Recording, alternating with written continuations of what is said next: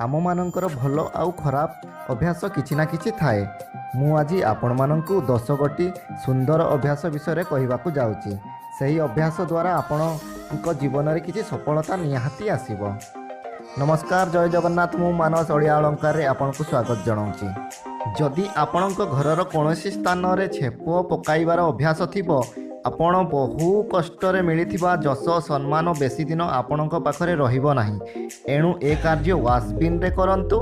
ଦେଖିବେ ମାନ ସମ୍ମାନ ଓ ଯଶରେ ଅଭିବୃଦ୍ଧି ହେବ। ଯେଉଁ ଲୋକମାନେ ଖାଇସାରିବା ପରେ ନିଜର ଅଇଁଠା ବାସନ ଛାଡ଼ି ଦେଇ ପଳାନ୍ତି, ତାଙ୍କୁ ସଫଳତା ସ୍ଥାୟୀ ରୂପରେ ମିଳିନଥାଏ। ବହୁତ କଠିନ ପରିଶ୍ରମ କଲେ ମଧ୍ୟ ନିଜର ନାମ କମାଇ ପାରନ୍ତି ନାହିଁ।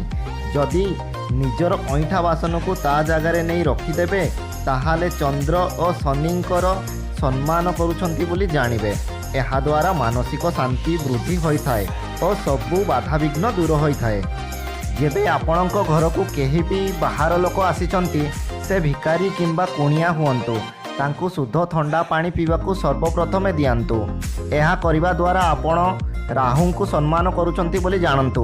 ଏହାଦ୍ୱାରା ଘରେ ରାହୁଙ୍କର ପ୍ରଭାବ ପଡ଼ିନଥାଏ, ଆସୁଥିବା ସଙ୍କଟ ଦୂର ହୋଇଯାଇଥାଏ। ଘରର ବୃକ୍ଷଲତା ବି ଘରର ସଦସ୍ୟ ଭଳି, ତାଙ୍କର ସେବା ଓ ଯତ୍ନ କରିବାକୁ ପଡ଼ିଥାଏ।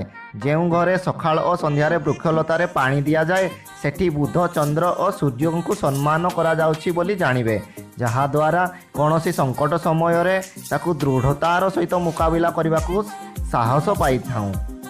ସଙ୍କଟ ଦୂର ଯାଇ ଶାନ୍ତି ବିରାଜମାନ କରିଥାଏ।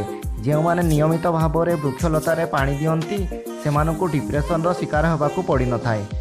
ଯେଉଁମାନେ ବାହାରୁ ଆସି ନିଜର ଜୋତା ଚପଲ ମଜାକୁ ଏପଟ ସେପଟ କରି ପକାଇଥାନ୍ତି, ତାଙ୍କୁ ଶତ୍ରୁମାନେ ବହୁ ଅସୁବିଧାରେ ପକାଇଥାନ୍ତି।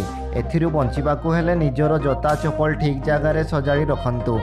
ଯେଉଁମାନେ ବିଛଣାକୁ ଅସଜଡ଼ା ଭାବରେ ପକାଇଥାନ୍ତି, ବିଛଣା ଛାଡ଼ିବା ପରେ ତକିଆ କେଉଁଠି ତ ବେଡ଼ସିଟ୍ କେଉଁଠି ତ କମ୍ବଳ କେଉଁଠି ପକାଇ ଦେଇଥାନ୍ତି, ସେମାନଙ୍କୁ ରାହୁ ଓ ଶନି କୁଦୃଷ୍ଟି ପକାଇଥାନ୍ତି। ଯେଉଁଥିକି ସେମାନେ ନିଜେ ଟେନସନରେ ରୁହନ୍ତି ଓ ଅନ୍ୟକୁ ମଧ୍ୟ ଟେନସନ୍ ଦେଇଥାନ୍ତି। ତେଣୁ ନିଜର ବିଛଣାକୁ ସୁନ୍ଦର ଭାବରେ ସଜାଡ଼ି ରଖନ୍ତୁ। ଦେଖିବେ ଜୀବନ ଆପଣଙ୍କର ବହୁତ ସୁନ୍ଦର ଭାବରେ ଗଢ଼ି ଉଠିବ। ନିଜର ଗୋଡ଼ ଓ ପାଦ ଭଲ ଭାବରେ ସଫା ରଖନ୍ତୁ। କିନ୍ତୁ ଆମେ ଏଥିପ୍ରତି କେହି ଧ୍ୟାନ ଦିଅନ୍ତି ନାହିଁ।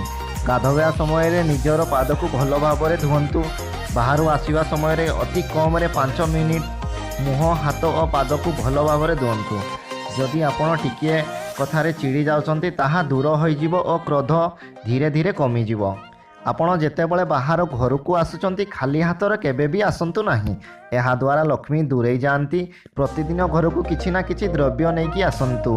ଏହା ନ କଲେ ଘର ଭିତରେ ନିରାଶର ବାତାବରଣ ସୃଷ୍ଟି ହୁଏ।